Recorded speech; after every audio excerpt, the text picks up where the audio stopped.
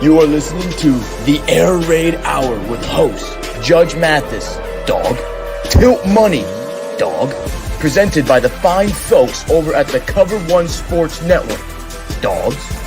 Bills Mafia, let's go!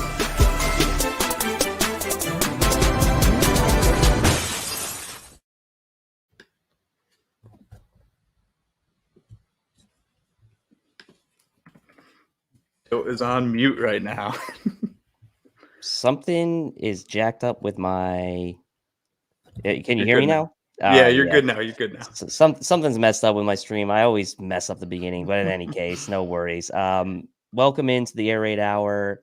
It is Victory Friday, which is a weird thing to say right now for the Bills. Opening night kickoff, and the Bills come away with a win. And so I got to ask you first and foremost, Hansel, and as you might notice, Judge is not here tonight. We've got the man, Reddit master, Twitter master extraordinaire, social media man extraordinaire, Uber Hansen, with us tonight, co-hosting and riding co-host with me tonight. So, how are you feeling today? What was like the main emotion, main feeling you were going through last night as the game, maybe right before the game started, and then take me through your emotions during the game, because we got a lot to cover tonight.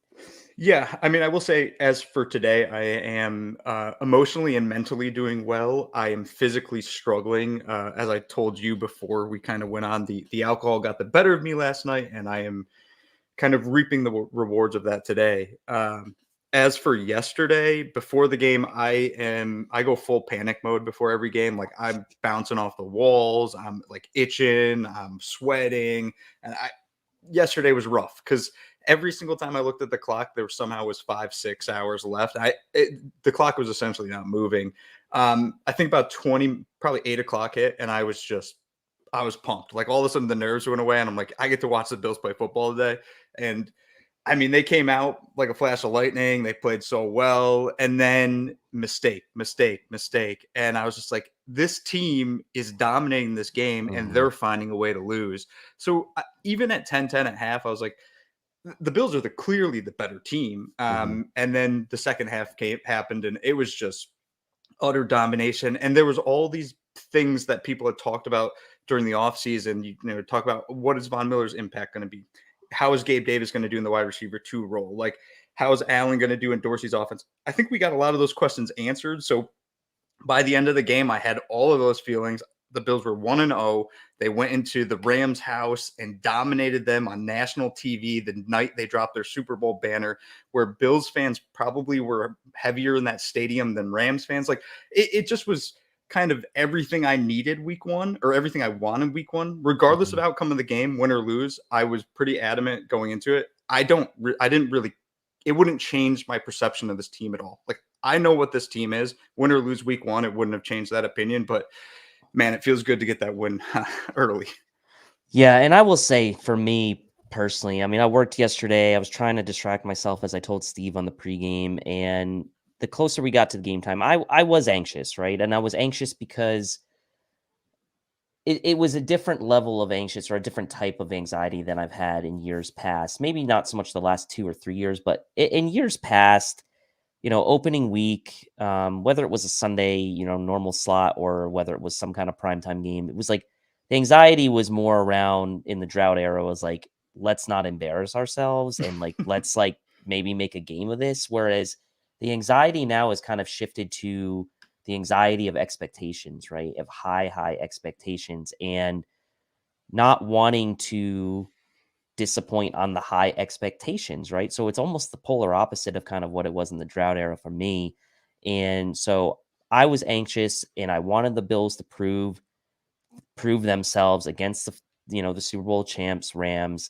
And it was kind of a weird vibe, right? You had the Rams sort of unveiling their Super Bowl banner, but at the same time, there's like a lot of chatter about how the Bills are the Super Bowl favorites this year, and a lot of praise being heaped on the Bills and Josh Allen. And it's like something we've slowly maybe gotten a little bit used to in the last year or so, but it's taken a long time for us as Bills fans to get used to that sort of praise and accept it, and kind of not To not sort of deflect and get defensive and sort of say like, well, we need some kind of chip on our shoulder to find. But in reality, I mean, the praise has been there. So it was a little bit weird, right, to see the Rams kind of with the Super Bowl banner, contrasted with the expectations on the Bills. And I will say this, I'm not a big Chris Collinsworth fan. I don't think a lot of people are. But one of the things he mentioned, did resonate with me in the pregame was that you've got the Super Bowl champs contrasted with the Super Bowl favorites this year. And I thought that was really interesting because and it made for a great storyline, obviously, heading into the game, and the Bills took care of biz. So, like, I'm with you. There were some moments there. It was a bit of a roller coaster there in the first half. But for me, that the real turning point was, and I said this in the group chat, was if the Bills come out and get a 3-and-out stop on the first Rams possession of the second half and get the ball back and score, like, I didn't think there was any chance they were going to lose the game from there. And that's exactly what happened. So comment section, man, wow, on fire already tonight. What was the time of possession? Good question there. The time of possession was 31-14 for the Bills, 28-46 for the Rams. The Rams did get some sort of, I'll call it garbage time of possession at the end, where the Bills were playing a little bit, a little bit softer, obviously, at the end of the game, just trying to keep the clock running. Joseph Clark comes in here, says, congrats, Bills fans. Was a heck of a performance. It looks like that's a Daniel Jones avatar. So Joseph looks like a Giants fan, maybe, Bills Southeast, whereas the Bills are kind of used to be the joke of Carolina going to the Bills. Now we've got like another pipeline, and the Bills aren't the end of the road on that pipeline anymore. We got the Giants sort of there. Stephen Burns coming in with a compliment saying Collinsworth was good last night. He was average. He wasn't horrible. There was a lot of praise put on Josh Allen, but some very odd things still said by Collinsworth, and we'll get to that kind of as we go through the performances of the offense and the defense. We've got Pimarutu. Special teams did really well. I think other than the kickoff out of bounds by Bass, special teams was good, and one of the sort of maybe under the radar, sort of underappreciated elements of this game was the coverage on kickoffs. I mean, was excellent by the Bills special teams. And this is another one. Hope Oliver is okay. We'll get to that as well. Only played 25% of the snaps. So tried to come back in, looked like he re-aggravated that ankle and came out again. So the way we're going to break down the show tonight is we're going to go through the offensive performance first, kind of hit on Josh Allen, the running backs, the receivers, and then we'll hit up the defense, and then talk about some closing thoughts as well as we kind of take a very brief look ahead to the Monday night game on the horizon against Tennessee. So let's start where everyone wants to start tonight. The topic where most people are going to want to start tonight is the quarterback, Josh Allen's offensive performance. You read the stat line out. He's 26 of 31, 297 passing yards, 3 touchdowns. He did have the 2 picks. Another 10 carries for 56 yards and a rushing TD. So 353 total yards, 4 touchdowns. The completion percentage set a new Bills single game record. Started the game 10 for 10.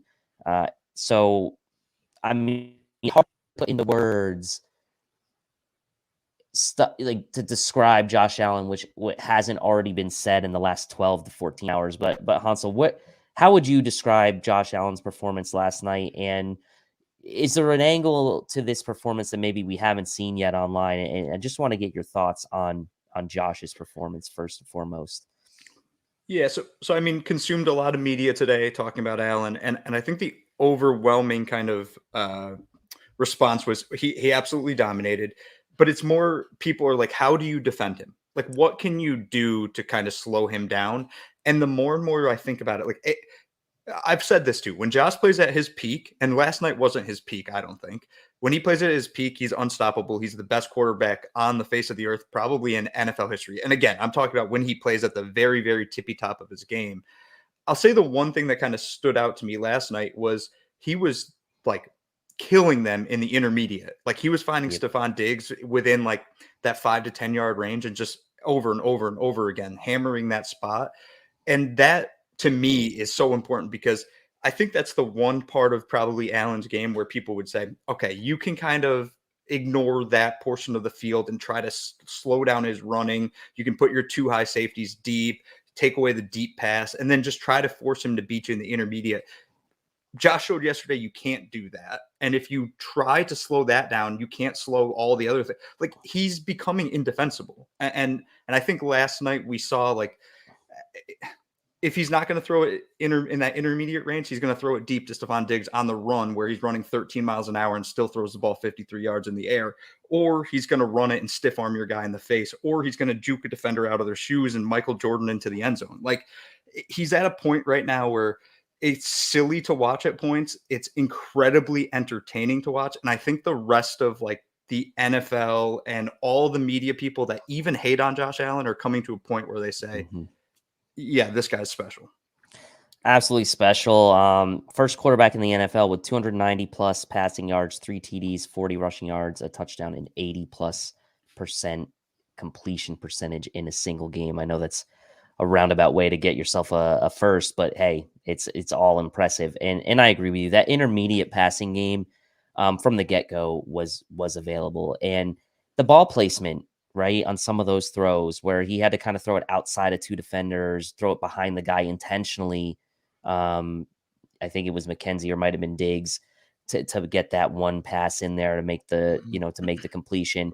Multiple throws to Crowder as well in the intermediate. And what Josh really did is he picked his spots to take his shots, and he picked his spots to sort of make those wow plays that we've come accustomed to seeing, but all the while in between, just taking what the defense was giving him and just tacking and stacking completion after completion after completion and stacking first downs. I mean, it was absolutely incredible to watch. You look at what the Bills were; they were 9 for 10 on third downs. The only third down they didn't convert was obviously the one where they kicked the field goal with Tyler Bass. So, I mean, and that play honestly could have been that was, some people thought, maybe a questionable grab and could have been called a PI potentially on Davis there. But regardless, making the throws in the intermediate game, taking what the defense was given, you saw him very much accepting and comfortable taking the dump downs to the backs as well early in the game. Moss with a couple catches and Singletary making some action happen after the catch as well. Just really impressive. And like, there's very, very few things you can poke a hole in Josh Allen's game right now. If any, to be honest. I mean, it is absolutely incredible to watch. The back shoulder throw to Diggs with Ramsey defending on third down. Obviously, the collapsing pocket and the bomb to Davis down the middle of the field. The bomb to Diggs that you mentioned where Diggs even tripped himself and still made the catch. I mean, these are just all things that are absolutely, Bills fans went like, we really need to just like soak this all in with Josh Allen, what we're seeing, because it's special. It's not going to last forever. And I'm not saying it's going to end anytime soon, but I'm just saying, like, wow, it is to be able to witness this, as a fan, as someone who talks about the Bills, it's just awesome. And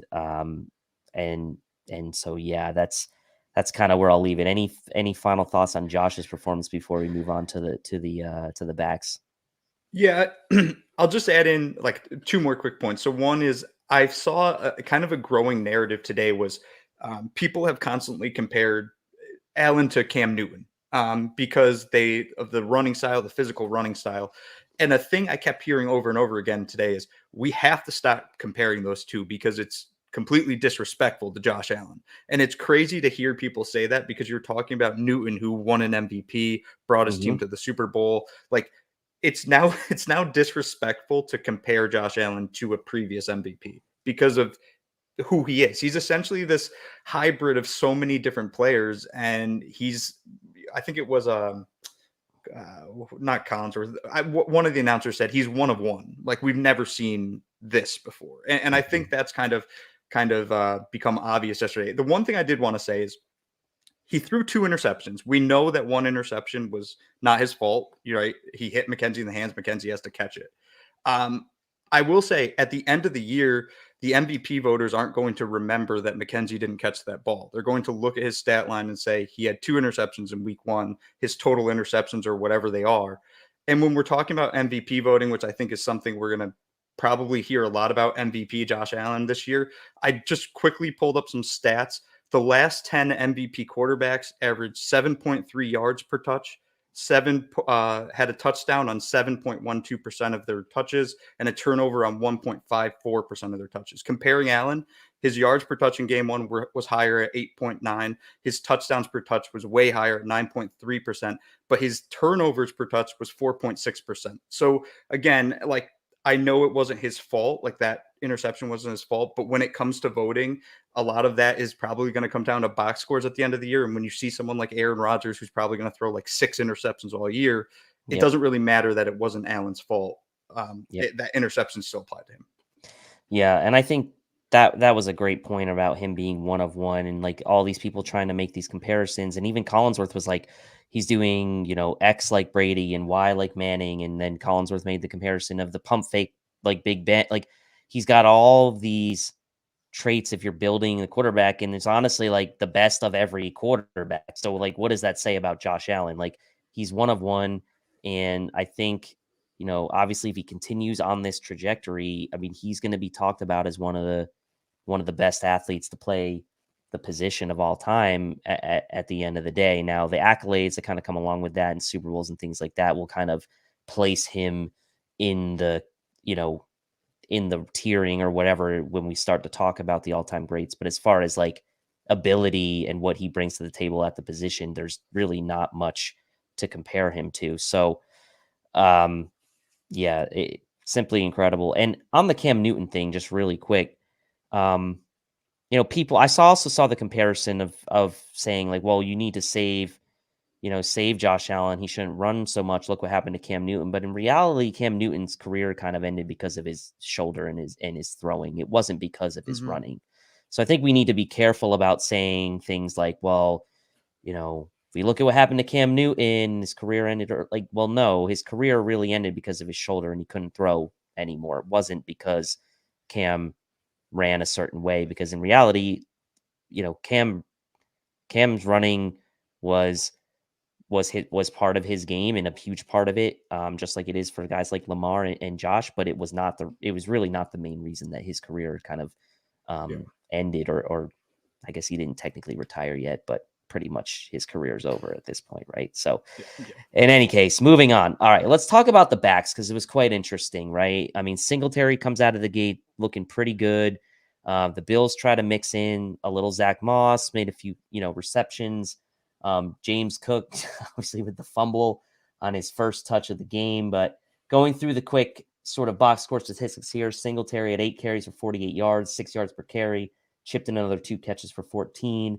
Moss had 6 carries for 15 yards, 2.5, 6 catches for 21 yards, and a late fumble for Zach Moss.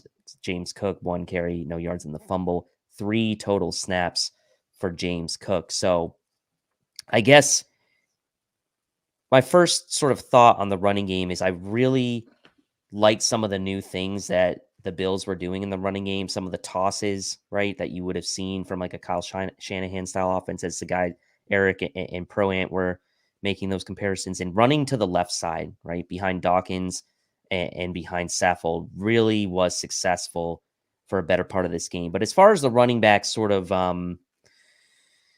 breakup, I mean, I obviously swung and missed on sort of James Cook being a wild card player for this game. He clearly was not. Any surprises to you? What were your thoughts on sort of how the running backs performed? And what do you kind of think going forward, what this means for guys like Zach Moss and James Cook after one game?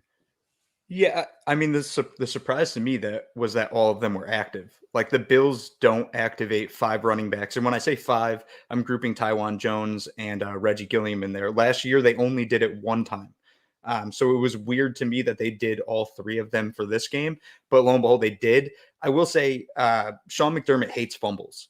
Like, we know that. We know he benches players for fumbling it, and to see both Zach Moss and James Cook fumble and lose the fumble, I think going to put both of them a little bit in the doghouse. I wouldn't be stunned.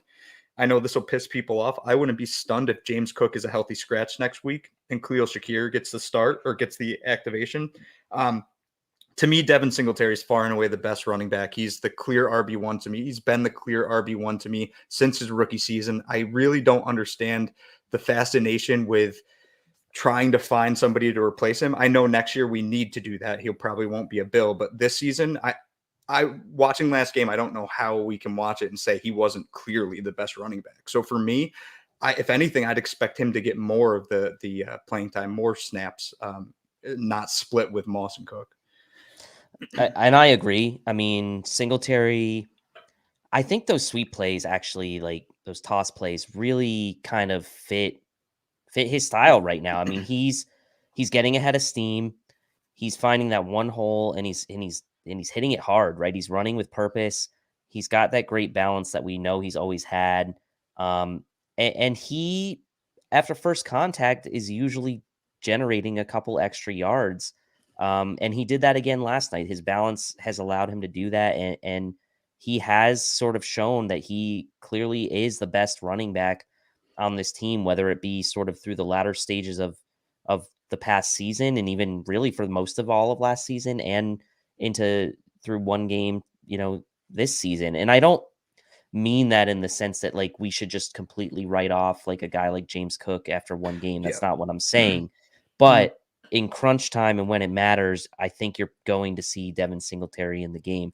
It was interesting to see how much Zach Moss was involved in the passing game, but I'm wondering if that was just more of a product of those particular plays ended up kind of going to the backs as opposed to like him really being sort of a focal point in the passing game. Because I think there was someone who made a good comparison on Twitter. They said like between Zach Moss and Devin Singletary, I think they had more targets combined than like Dawson Knox and I don't know, it might have been like Jamison Crowder or somebody at the time. But yeah, that's not really how you draw it up. So I think it just happened to be the flow of the game and that's how it went. But yeah, Singletary, definitely the most impressive. It's an interesting thought you had about James Cook potentially being inactive next week, but against the Titans, like who knows what kind of game plan the Bills might conjure up there. How they're going to play with Simmons and that defense. Maybe Cook is actually, now that you say that though, maybe Cook kind of fits that against that scheme. Maybe his speed and quickness is more beneficial than say a Moss's, thumper mentality. But I think the most interesting thing to me about the backs last night was like we kind of heard these rumblings in the pregame that Cook was being split out wide and being like really involved in sort of pregame warmups from a passing game standpoint, and then we just didn't see that at all in the game. And maybe it's just him getting practice or whatever, but I think in the future, maybe for a guy like James Cook, maybe the best way to approach his involvement in the game, at least early and getting him touches, is maybe in the passing game as opposed to the running game. So maybe he could take away some of those catches that Zach Moss had. But look, Zach Moss only had the 2.5 yards per carry, but he did have a couple nice plays. Obviously, the catch that he made where it was like almost the first down, didn't quite get there. That was a good catch. And he has shown the ability in the past that he can catch the ball. So I wouldn't want to completely write that off. Mm-hmm. Speaking of the running game, right? The running game and the factor of Ken Dorsey, the offensive line, and Aaron Kromer. Talk to me about your first impressions of what you saw from this offensive line, the Aaron Kromer effect, and really even more broadly, sort of Ken Dorsey's sort of play calling, more holistically, and sort of how he kind of the stage wasn't too big for him. Yeah. So I'll say that the Ken Dorsey thing quickly kind of anointed itself or became apparent, let's say. The very first running play the Bills did, it was a toss to Singletary. And I tweeted quickly out, like, I think we did a toss or two last year, but it was super rare. Like, it was always a handoff. I don't remember many tosses, if any, to be honest. And the Bills, I think it was like their first two runs were tosses. So there's wrinkles there. Like, we're already seeing Dorsey's wrinkles. As for Kromer and as for this offensive line, the one thing that kind of stood out to me was just physicality. And that's why you go and get Roger Saffold. Like, Roger Saffold is an absolute beast of a human man. And it showed like they didn't completely stop Aaron Donald. Like, Aaron Donald wasn't stopped, but he was slowed down, and that's in large part due to the physicality of someone like Roger Saffold or even Spencer Brown helping on like chipping down onto him, things along those lines. And there was a play where somebody got in Allen's face, and the first thing I saw was Spencer Brown ran over and was ready to kill somebody. And to me, that's kind of the Aaron Kromer effect in a way, because it's that physicality. It's we're gonna whoop your I don't know if you guys swear on the show. We're gonna whoop your hiney, let's say. And We do. It's okay. Okay. Judge goes off the rails sometimes. Okay, good. So yeah, I mean that showed to me, and something like that's what the Bills needed. They needed to find a way to consistently win in the trenches and to, for a large part, dominate the trenches yesterday on both sides of the ball against a team with Aaron Donald. Like that says to me, like this team's out for blood this year. Like it's not just going to be a patty cake, give a dog a bone. It's going to be, I'm going to kill you if you get in my way. So. Yeah. I mean, obviously I think that was something that Bills fans were looking for, to start this season with this sort of reconfigured offensive line. How is Aaron Kromer going to have, first and foremost, a positive effect on the running game? And I think we saw that last night. Steve had sort of, one of his hot takes was obviously that the Bills were going to rush for 200 yards. Obviously that didn't happen, but 121 yards, more than doubled up what the Rams had on the ground, which was only 52, and averaged a pretty healthy 4.8 yards per carry. And that's with Josh Allen included, obviously. And to be honest, that 4.8, I think to me is even a little more impressive, because Josh Allen, in the past, when he runs the ball, he's usually good for one or two big ones a game. And when I say big ones, I mean like 15 yarders, maybe 20 yarders, right? And he didn't really have that last night. So that 4.8 really was a solid 4.8, really efficient running game for the Bills, 120 yards on the ground, which is, from NFL standards, 120 rushing yards per game is usually going to put you in the top 10 of team statistics when it comes to rushing yards per game in the NFL. So solid for the Bills. Don't want the running game to be an afterthought there. But let's talk a little bit about Ken Dorsey, right? And his play calling, and his first time on the big stage, and the moment was not too big for him. First drive obviously was magical, just like marched down the field. And to be honest, for the most part, the entire game, I felt the Bills offense was in rhythm. I mean, only one not converted third down, mixing in run and pass, some new wrinkles.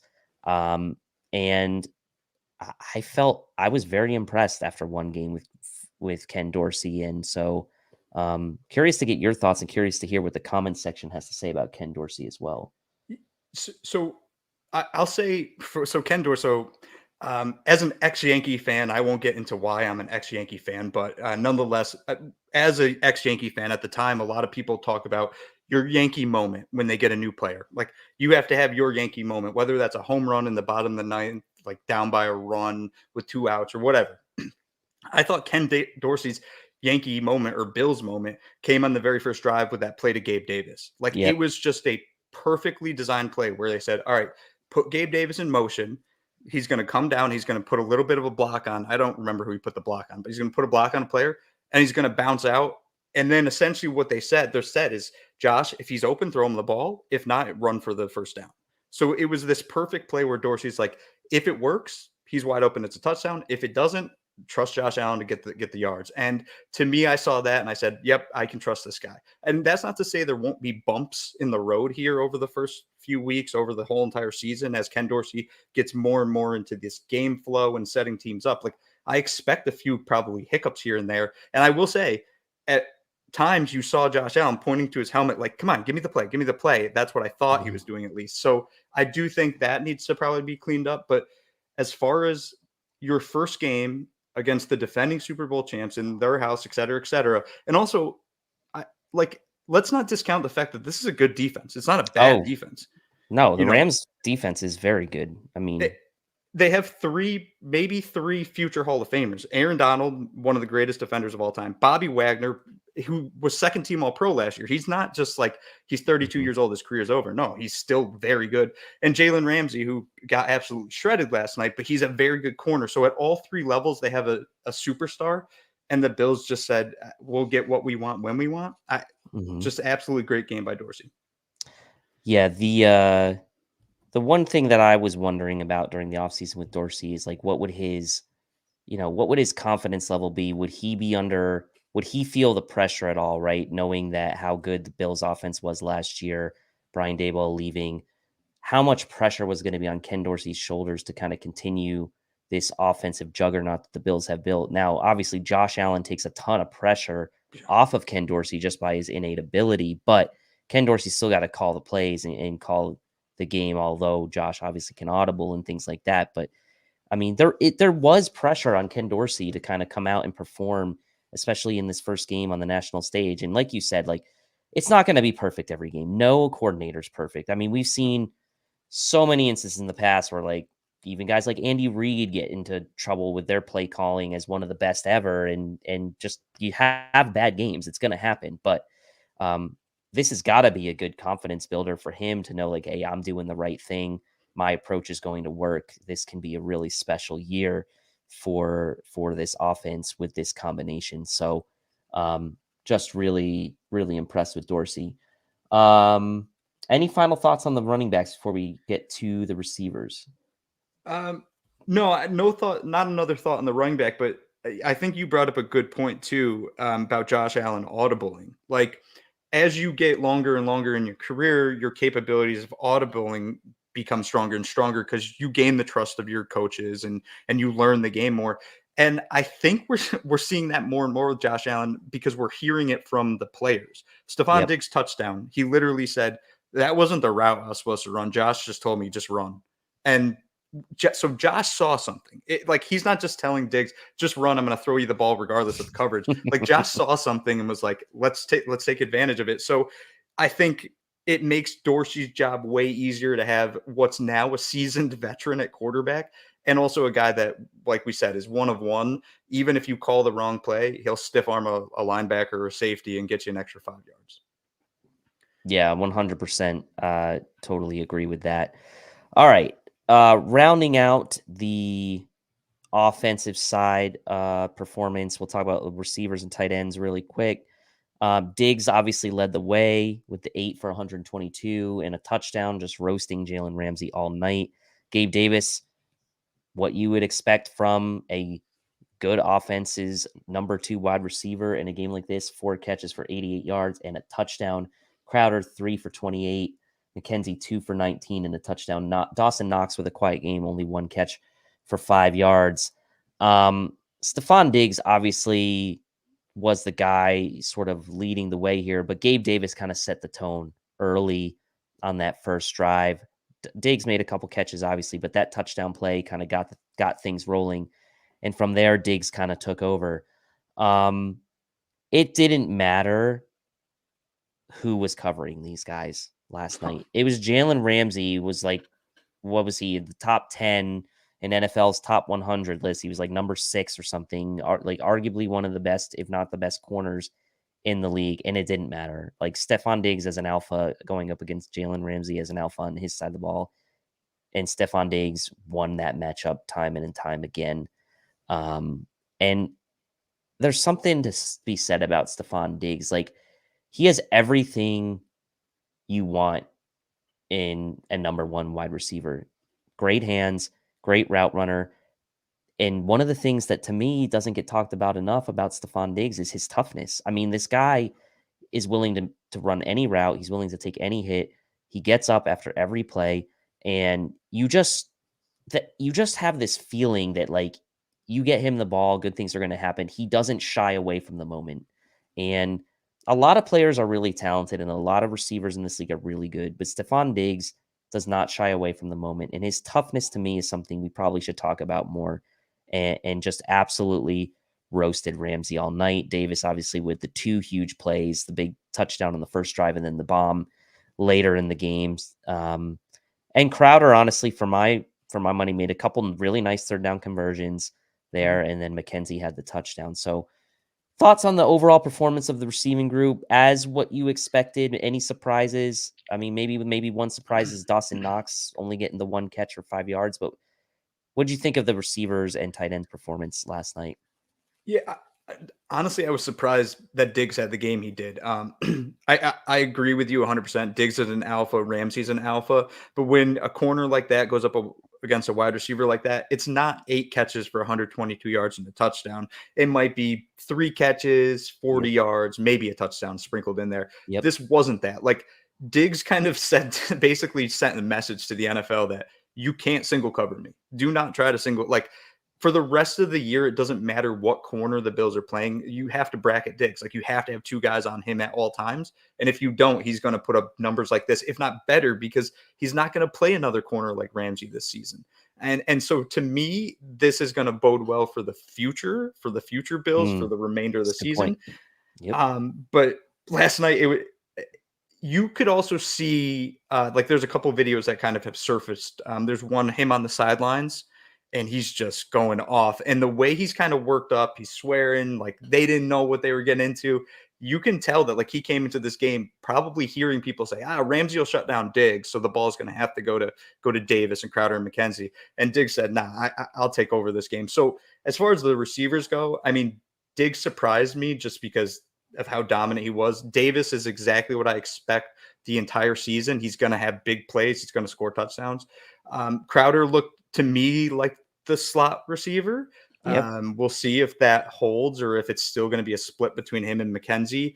I do think there's some room for improvement in that wide receiver 3 role. There was a couple weird moments. We talked about the McKenzie interception, the ball that was to Crowder, that was on Josh, the second interception, 100% on Josh.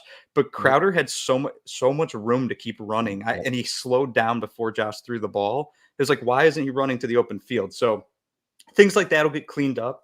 But the Bills are deep. I mean, they're crazy deep. Dawson Knox had 1 catch for 5 yards, and he's a very good tight end. So at any given game, any given point in time, Allen has just so many weapons this year to go to. So many weapons. And I mean, you think about the backs had 8 receptions between the two of them. So that's not going to probably happen every game, at least to that volume. Some of that's going to go to Knox. And Josh only had, I mean, I should say only 26 completions.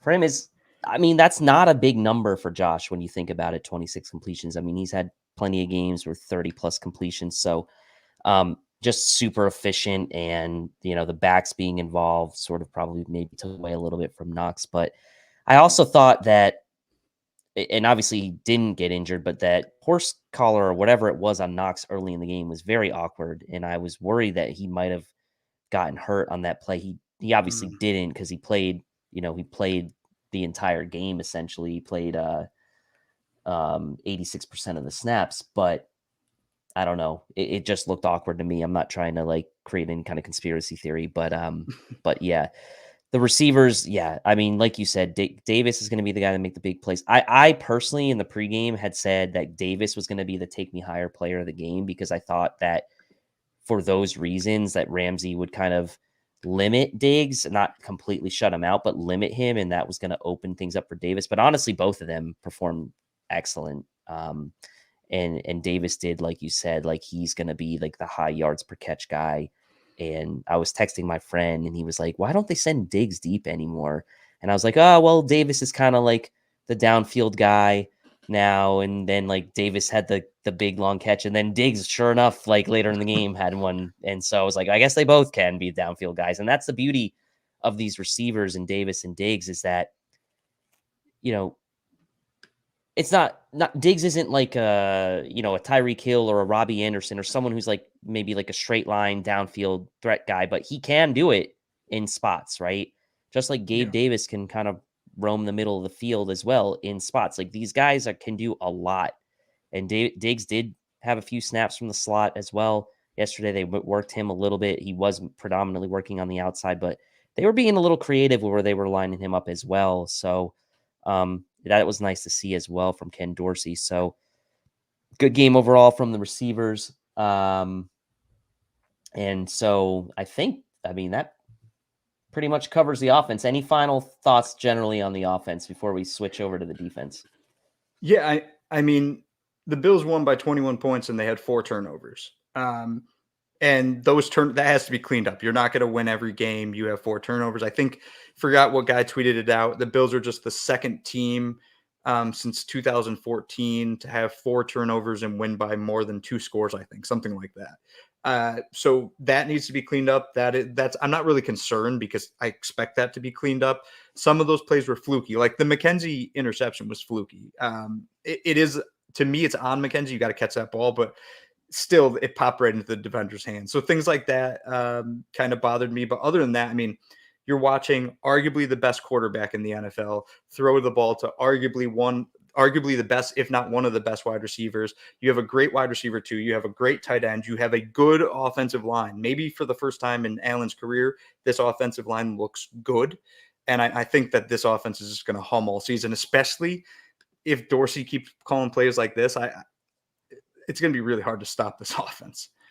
Yeah, I mean, week 1 is like, it's the king of overreaction weeks of any weeks in the NFL, right? It's like your season can go.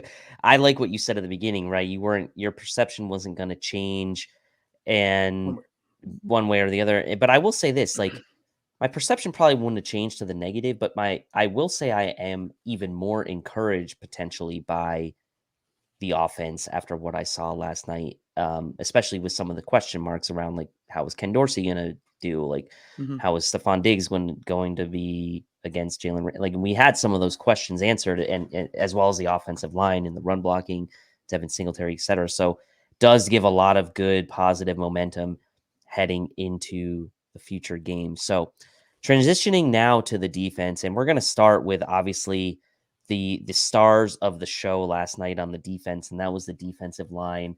The Bills had 7 sacks as a team, really with no blitzing. I mean, no blitzing at all. I think there were only like 2 or 3 plays where they blitzed. So they were generating pressure with 4 all night, getting the 7 sacks. 1 out of every 6 of Stafford's dropbacks led to a sack. Completely shut down the Rams rushing game. They only had 52 rushing yards.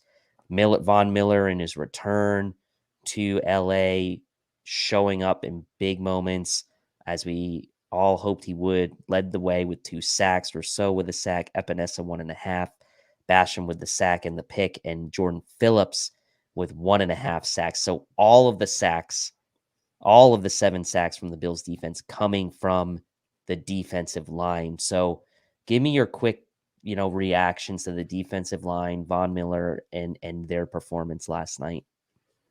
Yeah, I mean, if you have 7 sacks in a game, you had that's a good game. If you do it without blitzing, if this is what the Bills' defensive line is going to be the entire year, and they don't have to blitz, and they're going to get pressure on the quarterback almost every single play, I don't. I talked about the offense. Like, I don't know how you're going to stop it if they do things like we saw last night. If the Bills defense defensive line can do what we saw them do last night within Sean McDermott's kind of coverage scheme and with the defenders the Bills have in the secondary and at linebacker, like, I don't want to, again, overreactions in week 1, but like, this defense could just be like freakishly special. And that's crazy to say. They were the best defense last year. And I'm talking about a defense that might be way better. It's insane. It is. And I mean, Judge and I talked about this in the pregame, right? The Bills have tried to get this defensive line right now. This is their 3rd attempt at it, right? Like a couple years ago, we tried to get this right. We had Jerry Hughes. We had Jordan Phillips in 2019. We had this mix of guys. We had Star. It was okay, right? Then last year, right, you got like Mario Addison in the mix. You brought him back. Jerry Hughes is still there.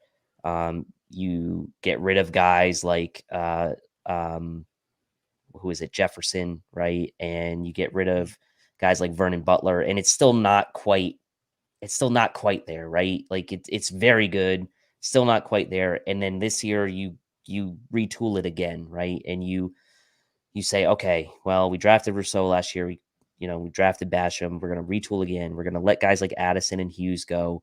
We're going to bring in a premier player like Von Miller, who by the way, we tried to go get JJ Watt last year and didn't. Blessing in disguise, I think, in retrospect. And you bring Jordan Phillips back, where he played his best football in his career was with this Bills team. And then you go and sign guys like Daquan Jones and Tim Settle. And all of a sudden, this line finally looks to be the right mix of guys, athleticism, youth, veteran presence, and that premier pass rusher now with Von Miller, who is actually finishing plays and getting to the quarterback.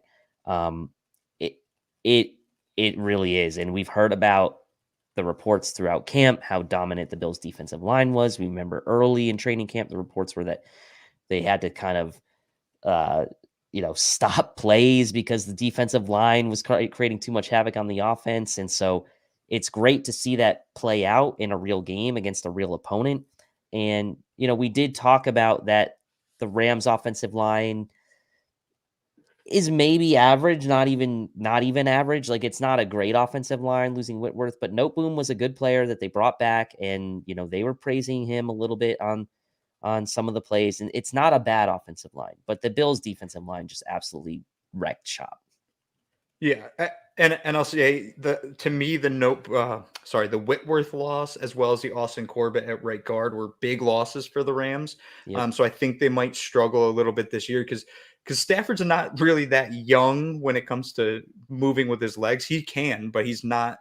He's not Josh Allen in that sense. So that offensive line's got to hold up better for them if the Rams are going to succeed as the season moves on. But again, they're not the worst offensive line in football, nowhere near it. And this Bills front just absolutely dominated them. Von Miller, look, I've seen Von Miller play football. I've watched football my entire life. Von Miller's been a part of that. But watching him last night and just seeing what he can do to opposing offensive linemen, like I talked about how Stefon Diggs, you can't single him.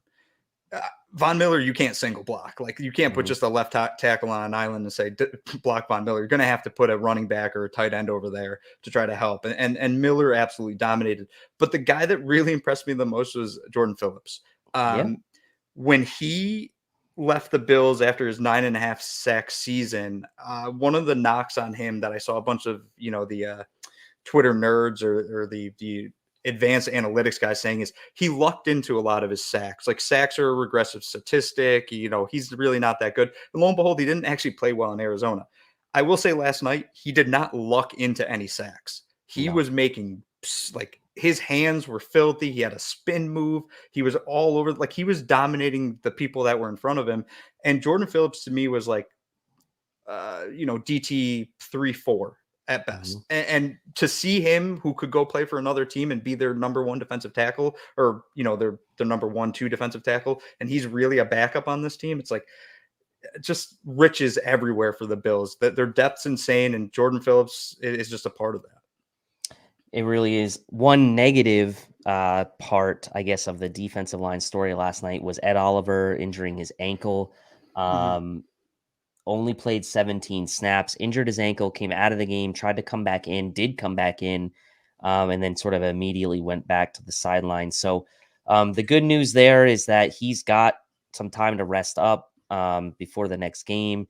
Obviously, there wasn't really any clear-cut report on, the severity of that ankle injury. I think if it was something really severe, we probably would have heard something of the like about that today, possibly. So hoping it's just a minor sprain there and that it's just some time will help that out. But when he was in, he looked amazing. I like the play that stands out to me was when he was getting double teamed and had his right arm around the offensive lineman and then stuck his left arm out and tackled Darrell Henderson in the backfield. I mean, the dude is just a monster. So with him back, hopefully healthy and for the Titans game, we'll see.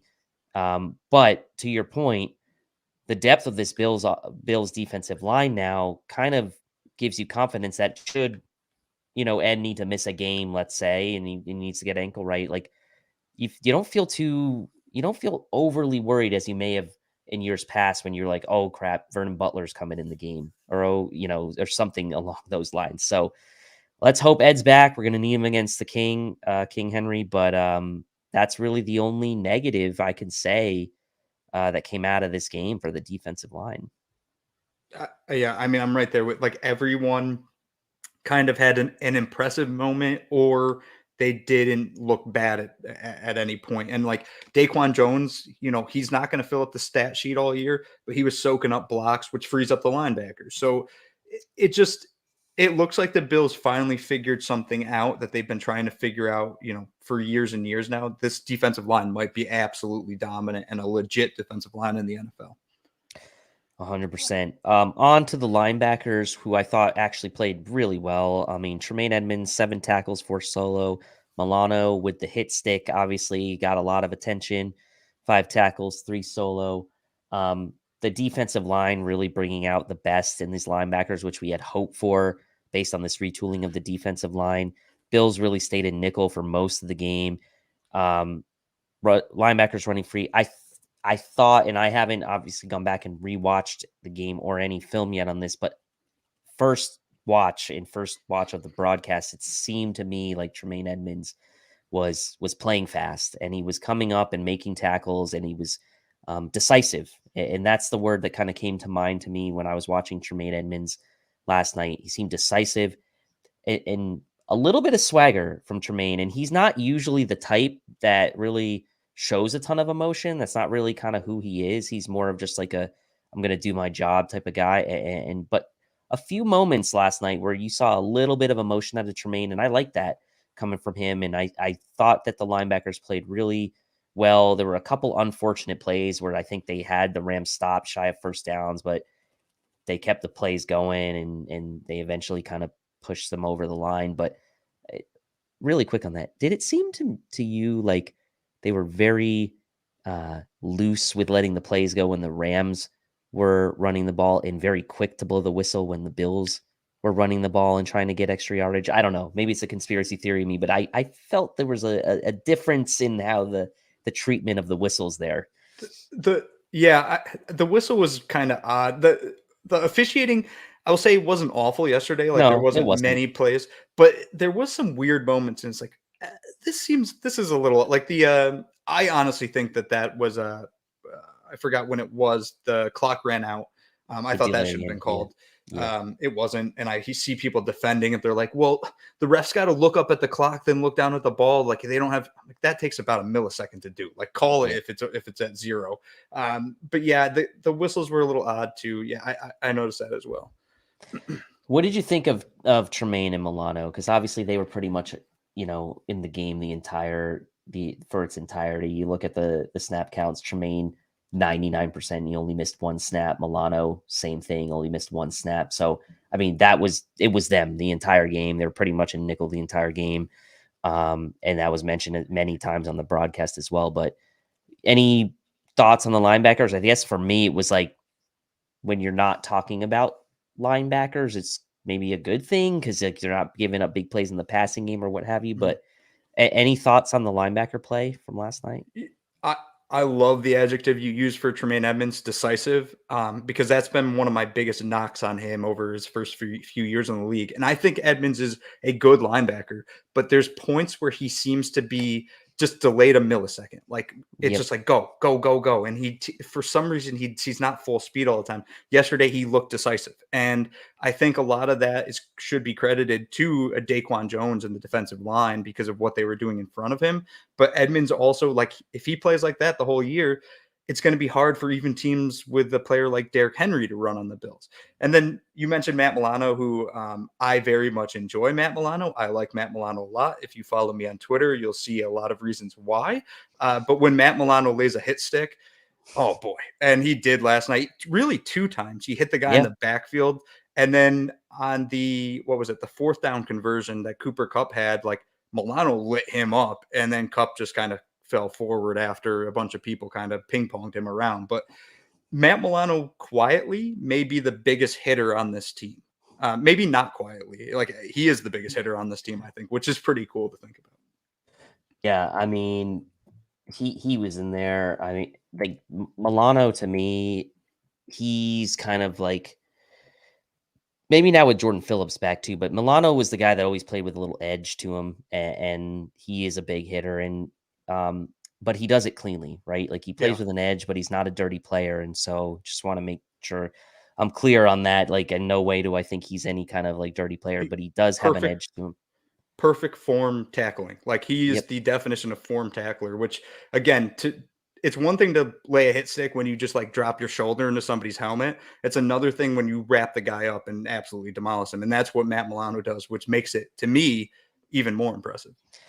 Yeah, very impressive. And obviously the linebackers had a say in that rushing defense as well, and only allowing the Rams 52 rushing yards. Thought the linebackers played really well. On to the secondary big story of this game, obviously, was the rookie Christian Benford starting over the first round pick, Kaiir Elam. They did rotate, obviously, back and forth. Benford did out snap Elam slightly, 39 snaps to 30, but they both played, a decent amount. And played well. Obviously, Benford sort of had his welcome to the NFL moment early in the game when Stafford kind of pulled the ball down and then just kind of, sailed it right over Benford's head in sort of the honey hole, as Greg Tomset puts it, to Cooper Kupp. But these guys held their own. Having those guys like Hyde and Poyer back there obviously makes a big difference. And then Poyer with the nice interception on the deflected pass. So coverage breakdowns. This is per Matt Bowen of ESPN. Cover 2, 38.8%. Cover 3, 34.7%. Man, 10%. Cover 4, 8. Cover 6, 6. So predominantly about 70% of the time the Bills were in cover 2, cover 3, limited in man coverage, only about 10%. So look, this secondary, if the Bills can continue to drop 7 back, right, into these zones that they play and get pressure with 4, I mean, this could be a special year for the secondary. And obviously Dane Jackson had the pick. Teron Johnson was solid in the slot, had a couple, plays, but it's Cooper Kupp who, Yeah. who's incredible. He's like probably the best receiver in the NFL. And then Hyde and Poyer, obviously, being the sort of steadying presences back there. So what did you make of sort of the rookies, Elam and Benford, and just generally speaking, this sort of secondary's potential should the Bills be able to continue to generate pressure with just 4 up front? Yeah, I mean, so the whole thing with the secondary started for me before the game even began. The broadcast put up a graphic or put up an image, and they showed the Bills' 2 starting corners, Christian Benford and Kaiir Elam. It's like they don't even know who Dane Jackson is. We know who Dane Jackson is, 7th round pick that's played well in spare time. I actually think Dane Jackson might be solidifying himself as CB2 when Trey White comes back. Could And be. again, I think that's going to piss some fans off because they want to see the younger players. But if Dane Jackson's the better cornerback, he should be on the field. And I think that goes to the Christian Benford thing. Like McDermott didn't put Benford on the field to send a message to Kaiir Elam. They're both draft picks this year. They're both rookies. So Benford clearly, in their minds, beat Elam out for that job. And the fact that Brandon Beane and Sean McDermott found Christian Benford in the 6th round out of FCS Villanova, and he was able to play well in a game that involved Matthew Stafford, Cooper Kupp, and Allen Robinson, that just speaks volume to their scouting department, their ability to develop defensive backs. Like Benford might be this kind of diamond that the Bills found late in the draft, and it kind of showed in his first game. I also talked about the depth on the defensive line.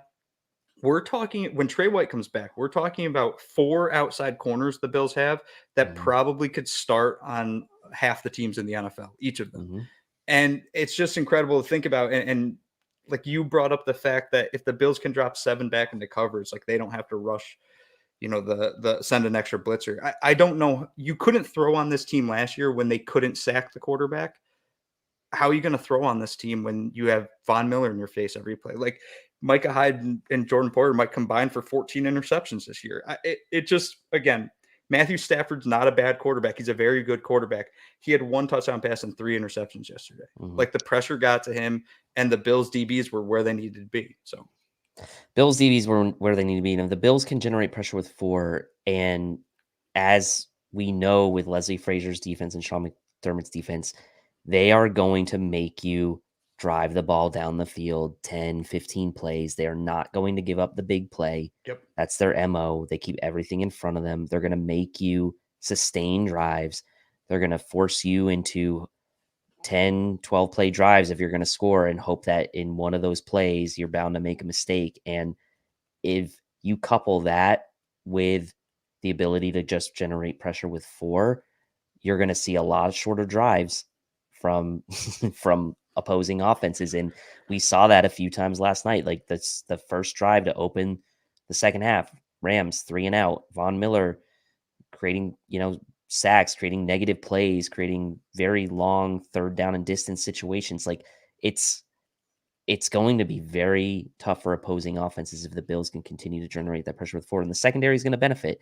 And to your point, before the draft or even before free agency, we're like, what are we going to do? Trey White's injured. Who's going to be the number 2? Right now, it's just Dane Jackson. We have guys like Nick McLeod. Like, who is it going to be? Like, we're in a world of hurt. Like, more than 50% of Bills Mafia is saying we got to draft a corner in the first round. And then turns out you do that. You see a very sort of, I don't want to say fully polished, but you see a fairly polished and fairly confident Dane Jackson last night. And then you find a potential diamond in the rough with Christian Benford. And all of a sudden, like you said, you have 4 outside corners when Trey White comes back. And what used to be a position of potential major concern for you if you were a Bills fan before, free agency in the draft and training camp is now potentially something where the Bills historically got the most out of late round picks and they made the kind of most do with what they've had with guys like Levi Wallace and Josh Norman. But now you take that coaching staff's acumen where they were really strong at coaching defensive backs and you couple that with talented players.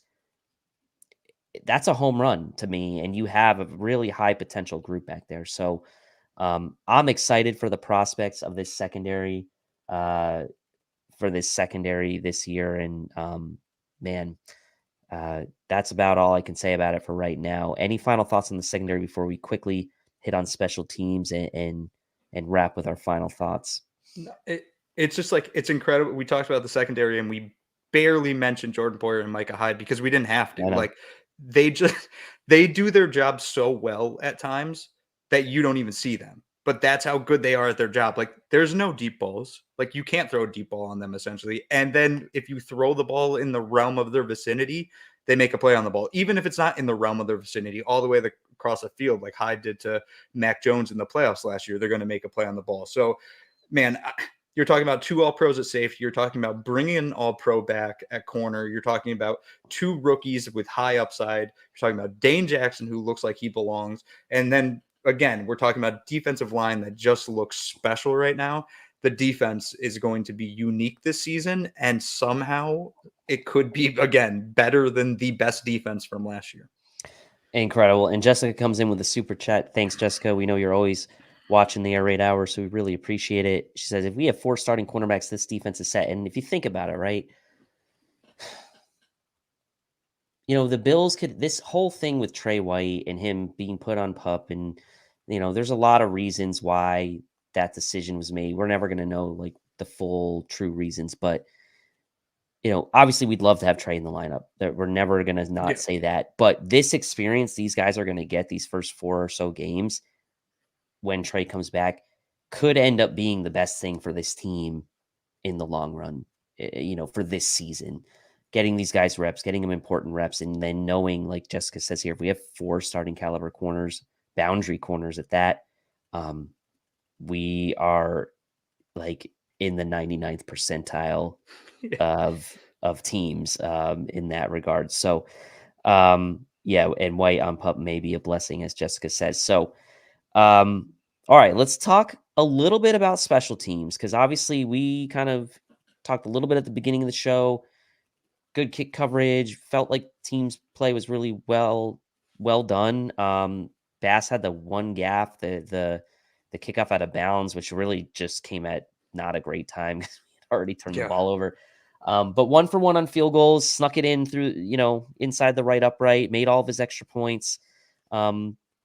I wouldn't say looked really that uncomfortable. Martin did a good job holding, didn't have to punt, but did obviously right now what is a more important job to the Bills from the punter, which is actually holding. So it's kind of funny when you think about it.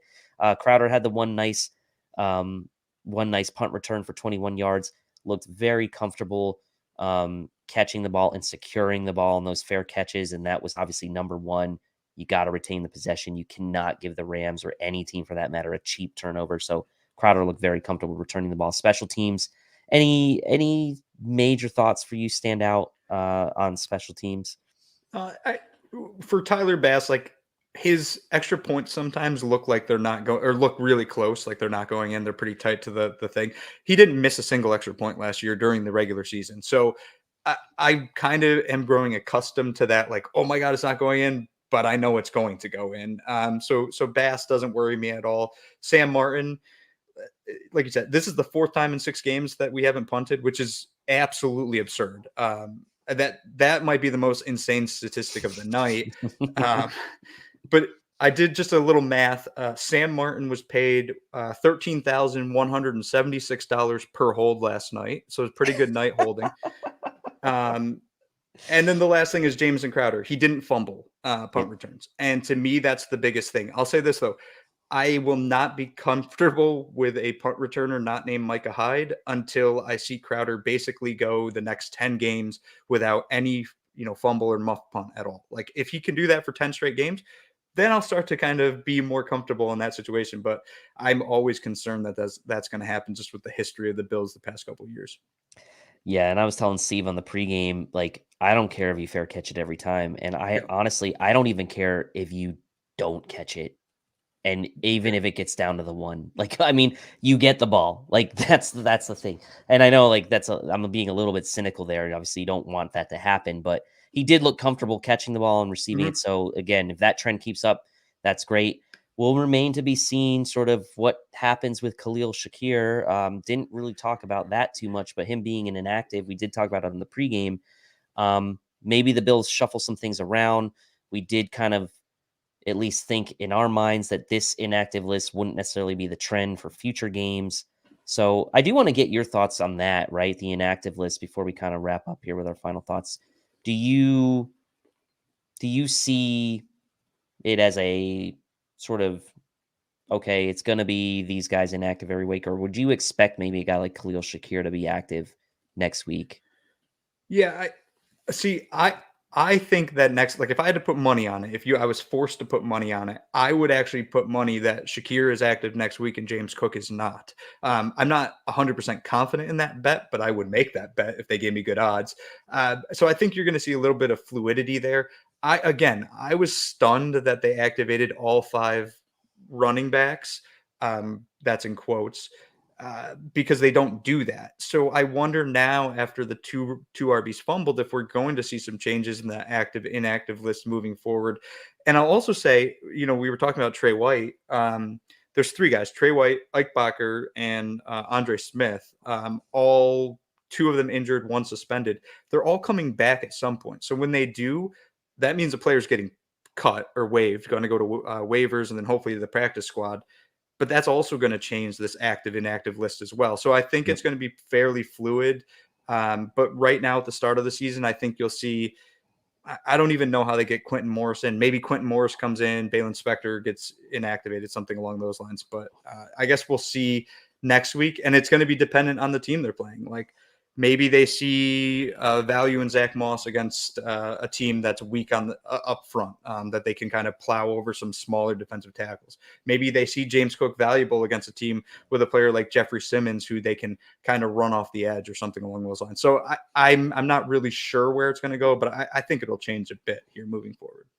Yeah, it'll be interesting to see how they treat Shakir as a rookie, as many have pointed out. The Bills have always been kind of notorious about their rookies. Like we saw it with AJ Epinesa, like he was inactive for his very first game as a rookie. And so like it's not a complete shock. Yeah. And Jamison Crowder kind of really did what was asked of him. Didn't stuff the box score, but had the one nice punt return, did make the catches when the ball was thrown his way coming out of the slot. So maybe that affords the Bills a few more weeks to kind of just, when they feel like Shakir's ready to be active, maybe that does happen. So we will see. You're right. It may change week by week. So before we get to our final thoughts, I do want to just say, like, I know it's Friday night. People are probably out, celebrating, going out, enjoying the stress-free upcoming football weekend now that the Bills have already won. So, for those of you who are with us tonight, we really appreciate it. There's over 225 of you joining us tonight, but when a Bills victory happens, like, you almost can't get enough, can't get enough video, can't get enough just good feelings about talking about it. So, share this video with people who maybe not are able to watch tonight because they're out celebrating. We're going to have it up on audio for replay on Spotify and iTunes tomorrow. And obviously you can always watch the replay on YouTube. So we really appreciate you all in here smashing that like and sharing this video with fellow Bills fans. For you to spend your Friday evening with us, it really means a lot. And Hansel, for you, I want to thank you too for filling in for Judge, because it's your Friday night as well. So I want to say that, good, man. and I do want to get your final thoughts before we head out here. Yeah, just final thoughts. Like I said at the very start of this, win or lose, this didn't change my perception of this team. I think this team's competing for a Super Bowl. I think they can win a Super Bowl. And frankly, I think they should win the Super Bowl.